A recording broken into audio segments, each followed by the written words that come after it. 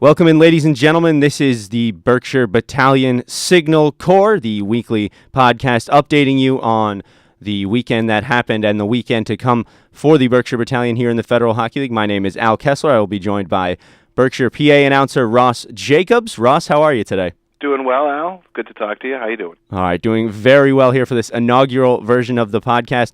Let's get right into the weekend that just happened. Started off on Friday night, the 7th of November, the Berkshire Battalion playing host to the Danbury Whalers. At this point, they were still unbeaten at home, falling to Danbury by a score of 4-2.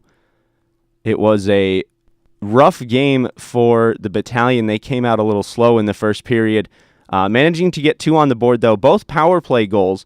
One was a power play goal. The other one just tipped in front, both going to Tristan Lisko. But getting that power play goal, very important for Berkshire. Their power play has struggled of late. What were your thoughts on the game on Friday?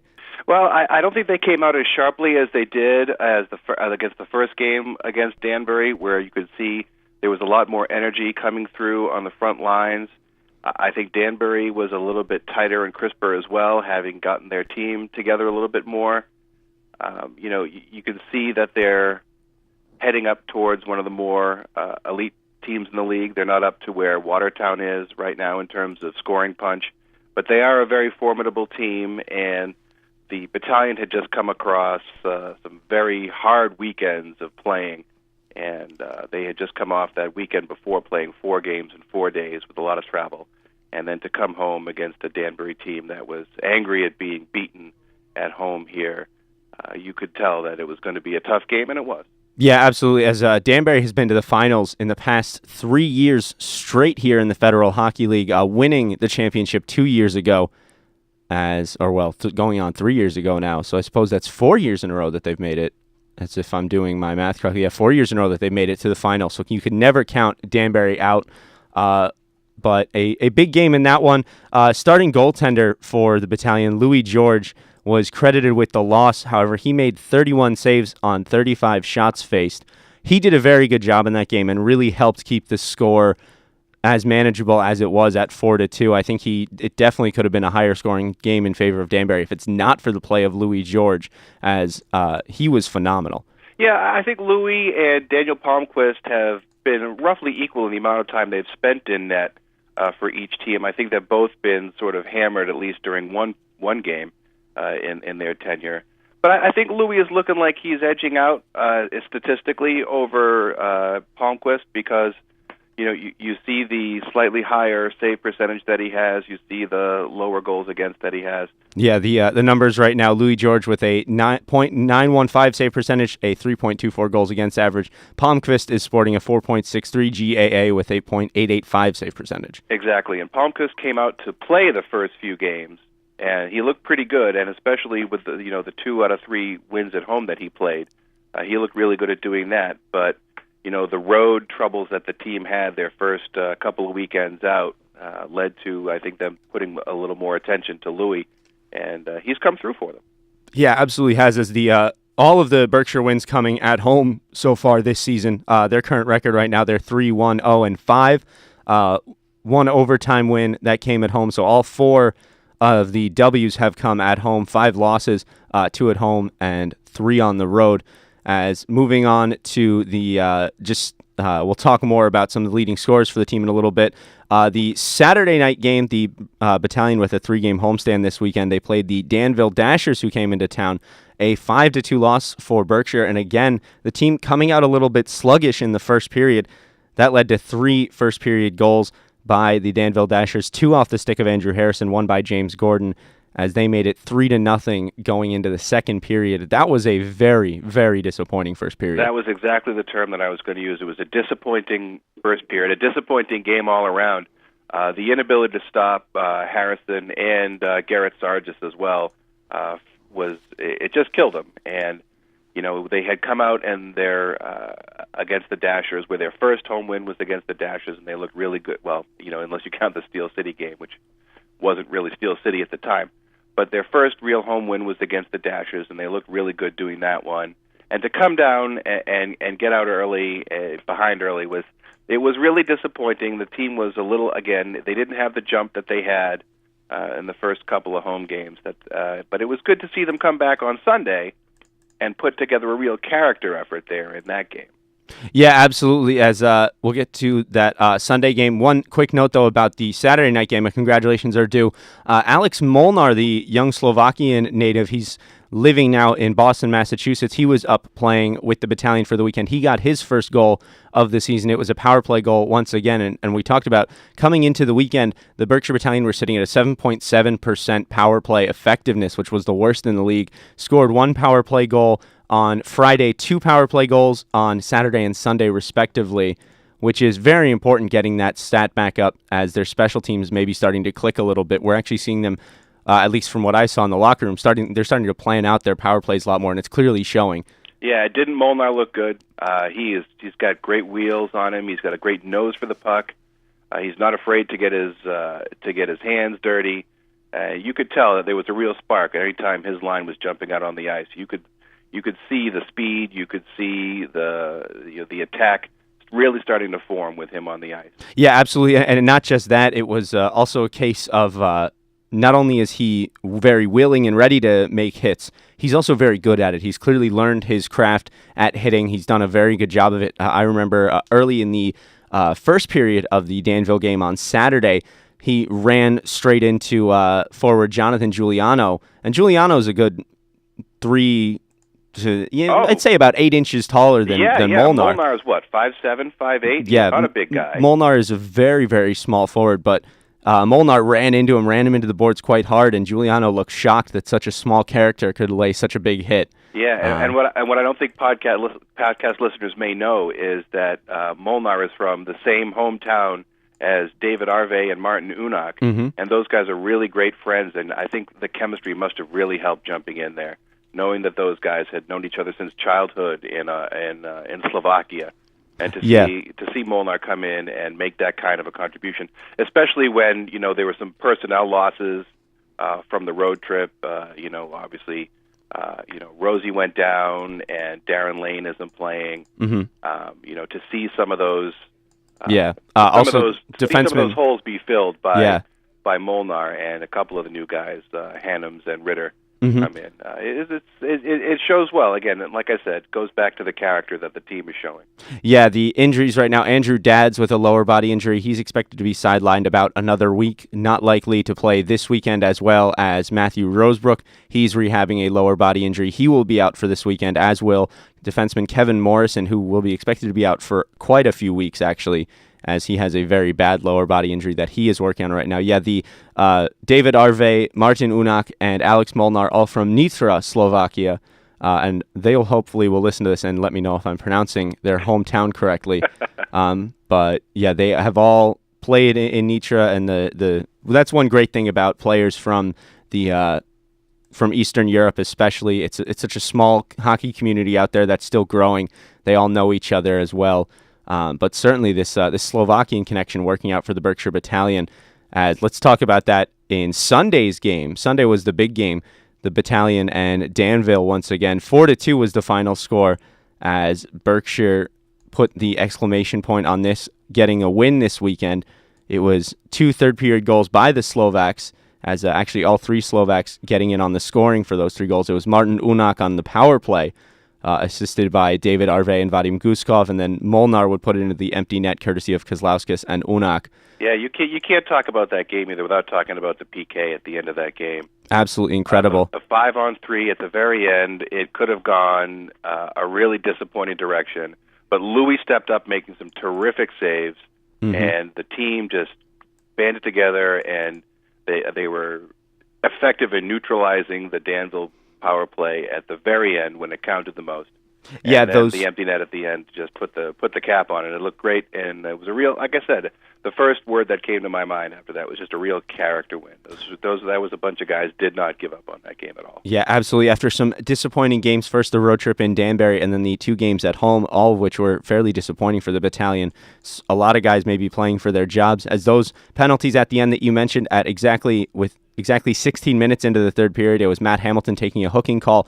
He would then be tossed for disputing the call, as at the same time a game misconduct thrown out. But Hamilton was in the right. he made one move with his stick. He got his stick up high and gave his man, I can't recall the Danville player, gave him a little love tap with the stick, and it was called for hooking. Yeah, I think you could see that the refereeing corps this weekend was. They were both teams. I think were the beneficiary of some marginal calls. Mm-hmm. We'll put it that way. And there was, especially in the Saturday game when one of the linesmen was brand new, there was some questionable calls in the line as well. Yeah. And procedurally, that there were some things we noticed from the booth. So it's always going to be that way. I think it's a wash in the long term, the way these calls run. But to be down, two guys. Yeah, well, with a 1-goal lead at the very end of the game. 12 seconds into that Danville power play, David Arve taking a high sticking call along the near dasher boards. So it was a 5-on-3 for about 1:40, which was killed off well by the battalion. The offense kept coming after that, but it was finally Molnar who was springing for you. Great play by Keselowskis, though, with the speed and stick handling skills. He's very much impressed me so far. Yeah, I've always liked the way Kaz has been playing since day one. He's really fast. I think very much he's got he and Molnar, I think, have a lot of the same fire to them. They're fast, they're little, but they've got great hands and a great nose for where the play is. Good hockey sense, I think, is what they say. Yeah. So that they bring the speed to the team. Because you could tell, I think, a lot of times during the weekend, Danville was trying a bit of a neutral zone trap strategy, throwing two guys at the puck carrier coming through neutral ice. Mm-hmm. And you could see when Kaz, when Molnar, when some of the faster guys, Lisco, for instance, and Goose, were trying to get through the neutral zone, they just put on the jets and were able to get into the offensive zone. Yeah. And a lot of those guys were able to defeat that strategy with that speed. Louis George, fantastic in the win. 42 shots faced. He made 40 saves. He was excellent, especially late in the game on that two-man advantage for Danville, doing a great job of saving that game, keeping the battalion in that game. Let's look forward, though, to Saturday, the 15th of November, 7:35 at the Peter W. Foote Vietnam Veterans Memorial Ice Arena. It's the Berkshire Battalion hosting the Watertown Wolves. The Wolves come in with a 6-1-0-1 record. Their one loss coming on the road against Danbury. They fell 3-1 to them, as they've been fantastic both on the road and at home. They're actually still undefeated at home. Their road record is 1-1-0-1 currently. Yeah, you can't take a look at that Watertown roster and not be impressed. There are guys in there. There is number 92, Nathan Judd Warren, sitting at +10 on the season. Their leading scorer, Justin McDonald, with 20 points. Mm-hmm. 9 goals and 11 assists. 9 goals and 11 assists in 8 games. I mean, I don't know how you stop a guy like that. So, the battalion are going to have their hands full with this team. I think everybody in the FHL is going to have their hands full with this team coming in. Yeah, absolutely. One good note to bring up, though, as we look at the special teams numbers, on the power play, Watertown sitting at a 32.4% success rate with a man advantage. That's second best in the league. However, their penalty kill at 76.3%, that's the worst in the league currently. As Berkshire's improving now, coming from last, they're up in 5th now for power play effectiveness at 10.5% after 5 power play goals this weekend. They've absolutely opened it up, and the Berkshire penalty kill, not allowing, I think they only allowed 1 power play goal so far in the 3 games this weekend. They're sitting at an 86.5% kill rate, which is best in the league. Yeah, I think it all starts with team defense. There are obviously a bunch of defensemen out there who are really trying very hard to get to the puck. It was one of the things, I think, that characterized the loss on Saturday, where some of the team wasn't exactly getting to the play quite as fast. The legs looked tired. They weren't, maybe, I don't know. It looked to me down on ice level that they were about 18 to 24 inches sort of behind a lot of plays. And hopefully with the rest that they have coming up, that defense is going to be able to get that step back and really neutralize some of the strong offensive 5-on-5 and power play teams that this Watertown organization is going to bring in here. Yeah, some of looking at the goalies for the Watertown Wolves, their starter, Jocelyn St. Pierre, I'm familiar with him. He's been in the league for some time now, 6'1", 185. He's played in 6 games, has a 5-1 record, a 2.83 goals against average, and a .920 save percentage. He is a very, very good goaltender. However, having known him, having seen him in the league a long time, a lot of credit has to be due to the Watertown defense shutting things down in front of him. I know I have seen St. Pierre struggle in the past, especially struggle mightily as well, without a good defense in front of him. So definitely a lot of credit to be given to the Watertown D. Yeah, it looks like almost every member of the Watertown D Corps is plus, and they're plus minus. You take a look and compare that to the battalion, who's doesn't quite have that plus minus record, because I don't think they have the kind of offensive punch that 4 double-digit point scorers will give you in the plus minus rating. Along with some key names out on defense. Sure, and there are definitely some people that are going to need to step up their game for sure. Yeah, absolutely. Actually, speaking of one of the players who's out, he's not a defenseman, but he contributes very well to the defense. That's forward Matthew Rosebrook from Ottawa, Ontario. Rosebrook, he's told me before, and he likes to repeat it, he loves going out on the penalty kill because he actually likes blocking shots. I personally think that's crazy. You love that if you're the coach, but Rosie there, he loves to get down and block the shots. He always feels that if he blocks a shot on the penalty kill or on any given shift, that he's done a good job. As a very defensive-minded forward, it's going to be good to see him back. He should be back hopefully by next weekend, along with Andrew Dadds, the defenseman, as well. Yeah, I talked to Rosie over the weekend, and he is just miserable standing there. He really wants to be out there, and you can tell he's one of those guys who will totally give his all on every shift. Yeah, I don't think the team is lacking for effort. I don't, but it's really only been together since September. Mm-hmm. And I think as the team gels and the personnel situation gets a little bit more solid, and they try to isolate some of the good lines, I think Coach Farrell's been juggling lines a little bit to see what works. Yeah. I think they're gonna gel. I think coming up together pretty soon. A lot of the raw talent is there. Mm-hmm. I don't necessarily think it's from from spot number 1 down to spot number 20. And one player on the battalion who I think is due for a very big weekend upcoming here in 2 games against Watertown, Saturday and Sunday. I honestly think we could expect to see a couple of big games out of Vadim Guskov, the Russian winger from Moscow. He's sitting at 9 points right now, 2 goals and 7 assists, but his raw natural talent has been on display for everybody so far. He is a very, very good hockey player. I think we could expect to see a big weekend out of Goose. Sure. I think Goose was the most impressive forward in the first spate of games that the battalion came out with. Him and Lester Brown look really great, but as you could see, other people started coming in. Lisco, I think, has made a great run, and of course Molnar had a terrific weekend. But I would love to see Goose come on and get a little bit more of a scoring touch. You can see that he is. I noticed when he crosses the line into an offensive zone, he really does like to pass off, and he's not always sure where the person is behind him. And I think I noticed at least 3 or 4 times where he would make a pass coming into the offensive zone that either went into space or just went straight back out. Mm-hmm. And I'd like to see him get a little bit more of a handle on that, sort of develop a bigger net drive coming in across the blue line. And really crash in there, because I think the team does shake the offensive, the goalies with their speed. If they can add a little bit of power to that coming through the slot into the offensive zone, I think they'd be able to open up a little bit more. Yeah. Now, I'm not obviously the hockey mind that Dan Farrell is.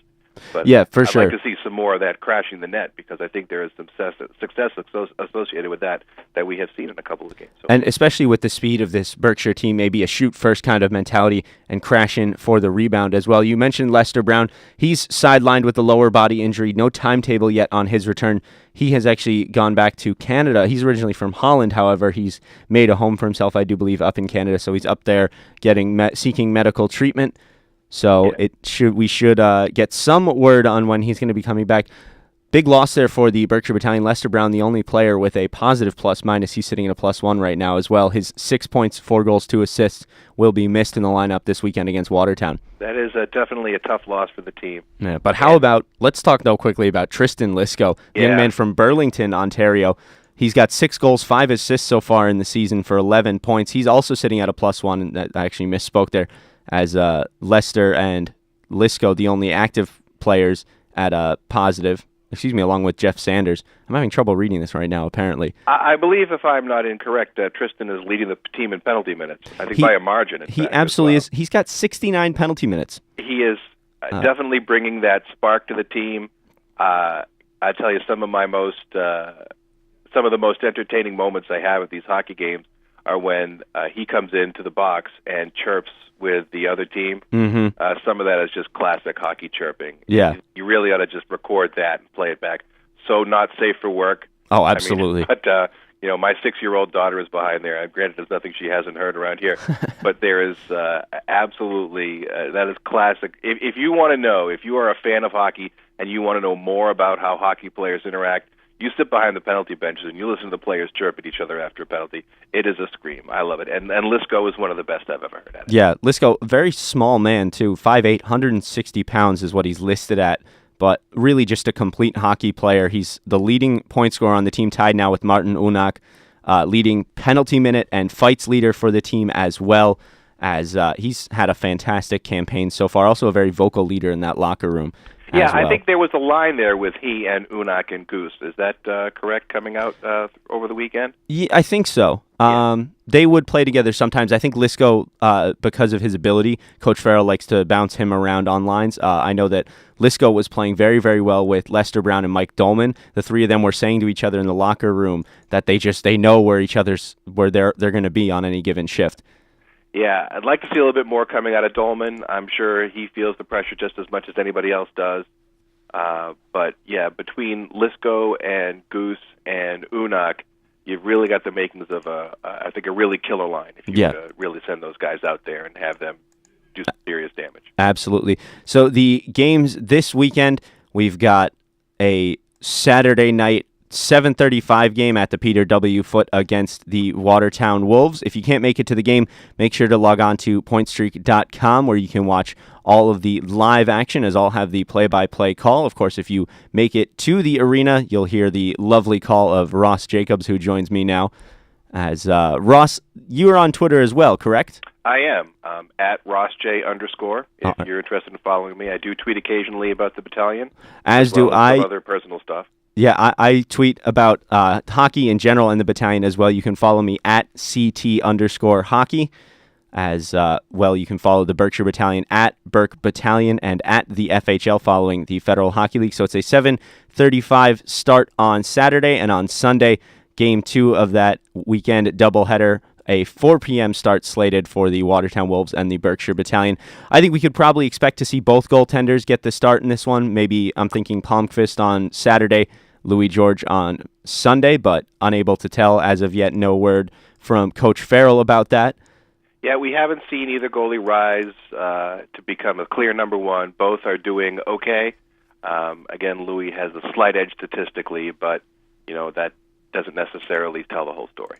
Yeah, it absolutely does not. So we've got an exciting weekend. 2 games at home against the Watertown Wolves, the best team in the league. The Berkshire Battalion looking to get back on track here, as you're listening to the Berkshire Battalion Signal Corps, the weekly update podcast for you on everything you need to know about the Berkshire Battalion, covering the weekend that was, the weekend to come. Al Kessler, thank you very much for joining me, Ross, as it's been fun. Yeah, it sure has, Al. Thanks very much. Look forward to doing this. All right, and I will see all of you this weekend at the Peter W. Foote. Thank you so much for tuning in. For Al Kessler, Ross Jacobs, this has been the Berkshire Battalion Signal Corps.